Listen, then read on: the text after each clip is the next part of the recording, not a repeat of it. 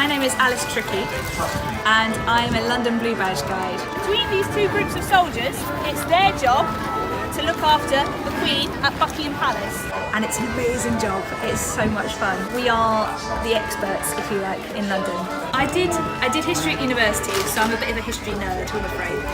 And I then went into a career in heritage, so I worked at places like the Museum of London, Hampton Court Palace, and as part of my job there we were asked to do guided tours, and I found that I really enjoyed it. One of my friends there said, oh, there's this course called the BlueBadge course, you should apply, and it sort of went from there really. A 2-year course to gain a professional qualification, 2 evening lectures a week, and then you do a full day every Saturday. The evening lectures cover a variety of topics. In-depth learning on certain sites in London, places like the British Museum, Westminster Abbey, St Paul's Cathedral and the Tower of London we cover in depth. And then the Saturday tends to be practical learning, so it's going to places like Westminster Abbey, and we're expected to prepare presentations for every Saturday. Initially you're just asked to do 2. Within at least 2 months you're expected to have 20 presentations ready to go. Written assessments, be lots and lots of one-word answers, and then 2 short essays at the end. You also have practical exams, which is where you'll go to somewhere like the Tower of London, and they'll basically say, right, you do the introduction, 5 minutes, and you have to do the introduction, and they'll say, yep, great, now you're going to tell me all about the crown jewels, and you have to go and talk about the crown jewels for 5 minutes. You've prepared these presentations, but you don't know which of the 20 you might be going to do. Yeah, it's quite intense. Once you qualify, so once you get the shiny blue badge, you basically get the opportunity to sign up with various agencies. The 2 main ones are something called the Guild of Tourist Guides, got Guide London, but it's really on your terms.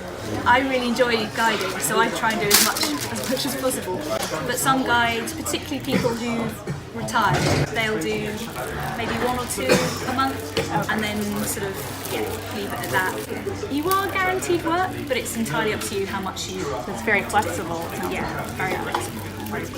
Can be very busy, particularly over the summer months. You can find that you're doing back-to-back tours, so you get to the end of the summer and we need a break. Special privileges, if you like. So for example, with the Tower of London and Westminster Abbey, we're the only external guides who are allowed to work in those places. Every so often we are allowed behind the scenes access, somewhere like the Churchill War Rooms, for example. I would probably have to say the Tower of London. Don't get me wrong, I love Westminster Abbey, I love St Paul's Cathedral, I love the British Museum, and I can spend hours and hours going around places like the VIII or the Natural History Museum. That's another amazing place. But yeah, the Tower of London, there's something about it.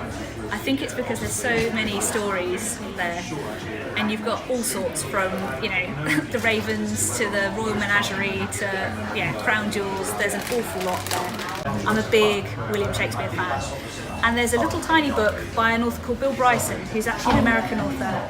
And it's a very, very good biography of William Shakespeare. You get to meet awesome people, you get to spend time exploring these fascinating sites, lots of questions. Every tour is different because everyone has different interests, different things they want to know. So yeah, it's a really, really, really cool job. And you're always learning something new. It's so much fun.